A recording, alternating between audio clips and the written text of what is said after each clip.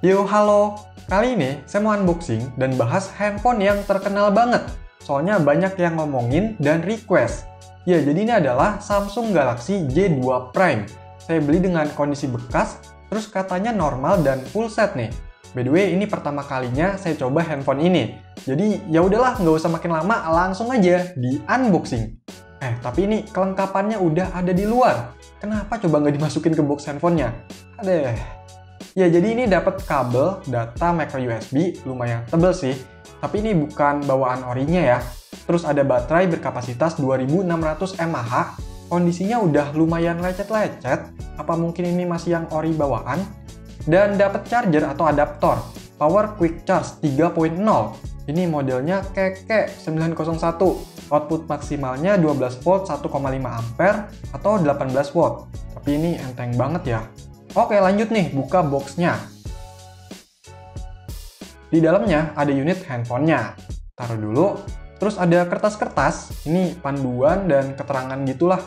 Udah nggak ada apa-apa lagi. Saya kira bakalan banyak di dalam boxnya ini.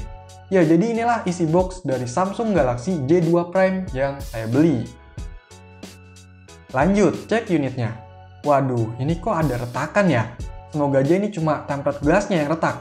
Mau saya copot tapi nempel ke segel. Jadi ntar dulu ya copotnya. Kita lanjut cek dulu deh. Untuk bentuknya itu seperti ini. Di bagian depan ada layar 5 inch, tulisan Duos, Samsung, earpiece, sensor, kamera 5 megapiksel, dan lampu flash. Bawahnya ada tombol reset app, home, dan back. Di sisi kanannya ada tombol power dan buat ngebuka back cover. Sisi bawahnya ada lubang micro USB dan mikrofon. Di sisi kanannya ada tombol pengatur volume. Dan di sisi atasnya ada lubang jack audio. Untuk bagian belakangnya, di sini ada lubang speaker, kamera 8 megapiksel, lampu flash, tulisan Samsung, dan 4G. Coba buka back covernya. Di dalamnya ini ada slot SIM 1 dan micro SD yang menumpuk modelnya. Sampingnya ada slot SIM 2 yang ukuran slot SIM-nya ini semuanya mikro ya. Terus di sini juga ada keterangan model SMG532G DS, udah dibuat di Indonesia. Pasangin baterainya. Untuk bahan bodinya ini plastik ya, ada tekstur gitu, titik-titik. Dan untuk kondisi unit saya ini bodinya udah banyak yang lecet-lecet sampingnya. Gak begitu mulus. Ya, semoga aja nggak ada masalah lainnya. Oke, coba dinyalain, semoga bisa nyala.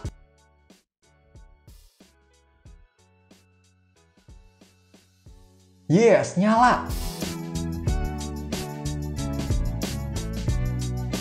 Ini kok ada polanya segala sih? Bentar, saya tanyain dulu ke penjualnya. Oke, udah dapet nih polanya. Dan ini kayaknya belum di-reset ya handphonenya. Ya udah, di-reset dulu nih. Nah, ini ada tips buat yang mau reset handphone, itu lebih baik keluarin dulu semua akun Google-nya. Apalagi kalau nggak tahu passwordnya.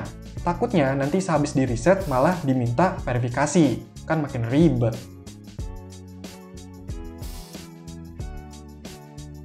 Ya, jadi inilah tampilan pertama dari Samsung Galaxy J2 Prime. Cek ke pengaturan, tentang perangkat, info perangkat lunak. Untuk versi Android-nya 6.0.1 atau Marshmallow. Dan patch keamanannya 1 Agustus 2018. Untuk penyimpanannya udah kepake sekitar 4,7 GB dan bebasnya 3,3 GB. Sedangkan RAM-nya kepake sekitar 533 MB dan tersedianya 873 MB. Untuk aplikasi bawaannya ini banyak banget. Ada dari Samsung, dari Google, dari Microsoft, dan lainnya. Ini ada yang bisa di-uninstall, tapi kebanyakannya sih itu nggak bisa di-uninstall. Ya paling dinonaktifkan aja.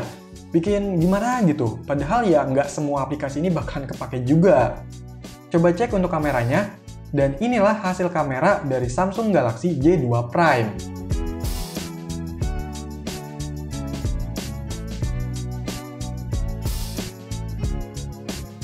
Samsung Galaxy J2 Prime ini merupakan handphone entry level dirilis sekitar tahun 2016. Dari info yang saya dapat, harganya waktu itu sekitar 1 jutaan. Dan sampai video ini dibuat, yang jualan handphone ini masih banyak. Stoknya belum habis-habis ya, walau dengan kondisi yang bekas. Terus peminatnya juga ternyata masih cukup banyak. Ya kemungkinan karena ini handphone merek Samsung, tapi dengan harga yang murah. Kalau sekarang itu harganya sekitar 300 sampai 700 ribuan, tergantung kondisi. Ya mungkin itu juga yang terjadi ketika handphone ini baru dirilis dan banyak yang beli. Handphone merek Samsung dengan harga terjangkau, nggak peduli spek. Oh ya, bentar-bentar, ini retakan di layar ganggu banget ya. Coba dilepas nih tempered glass-nya. Ini pinter ya, kasih segel di tempered glass yang pecah, biar cepet-cepet dilepas.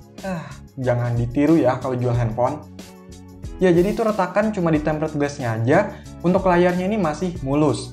Cuma ini baru kelihatan ternyata ada white spot di layarnya. Aduh. Semoga aja teknologi mutakhir lain dari kebanyakan J2 Prime, yaitu Ghost Touch, belum hadir di unit saya ini. Oke, lanjut. Untuk spesifikasi handphone ini pakai chipset dari MediaTek MT6737, quad-core 1,3 GHz, berjalan di 32 bit. RAM-nya 1,5 GB dan internalnya 8 GB. Layarnya 5 inch 540x960 IPS TFT dengan GPU Mali T720. Baterainya 2600 mAh dan Android-nya Marshmallow. Kalau dilihat speknya memang tanggung gitu ya. Dan dari desainnya ini biasa aja. Ya namanya juga handphone entry level dari Samsung. Kalau dulu ya beginilah. Kalau sekarang kayaknya agak mendingan sih. Nah untuk performanya, kalau mau dipakai untuk aplikasi zaman sekarang itu masih bisa. Saya coba pakai WhatsApp, Instagram, TikTok, YouTube, dan lain-lain itu bisa. Karena Android Marshmallow-nya ini memang masih banyak aplikasi yang support. Tapi untuk performanya, ya dengan spek tanggung kayak gini itu kurang nyaman. Apalagi ini udah terisi beban aplikasi bawaan, UI, sistem yang cukup bikin kewalahan. Jadi wajar aja kalau pas buka aplikasi agak lama, kadang nge-lag, atau yang sering itu memori penuh. Udah langganan tuh. Terus kalau main game gimana? Ya bisa, tapi seperti yang saya bilang tadi, nggak jauh-jauh dari nge-lag, bahkan macet. Yang bakalan bikin nambah nafsu untuk berkata-kata tidak sopan atau melakukan tindakan kurang mengenakan kepada handphonenya. Kalau menurut saya, J2 Prime ini lebih layaknya di zaman sekarang dipakai untuk sekedar buat fungsi telepon basic, chatting, sosmed ringan, musik player, atau manfaatin koneksi 4G-nya. Ya lebih tepatnya kalau dijadiin handphone kedua, itu cukup lah. Terus namanya handphone Android, biasanya kan masih ada nih yang bisa diakalin dari kekurangannya. Seperti memori internal, ini bisa pakai microSD, dan pindahin aplikasi atau game ke memori eksternal tersebut. Tapi ya tetap aja, nggak semuanya bisa dipindahin. Terus kalau pengen ngerombak ke sistemnya, ya kita harus oprek lebih jauh handphonenya. Misalnya kita pasangin custom ROM. Untuk J2 Prime ini lumayan banyak bahan-bahan dan komunitasnya. Itu mudah dicari karena memang banyak ya penggunanya. Dan semakin terbatas bakalan makin kreatif. Oh iya, untuk handphone Samsung itu udah ada software dan driver khususnya ya.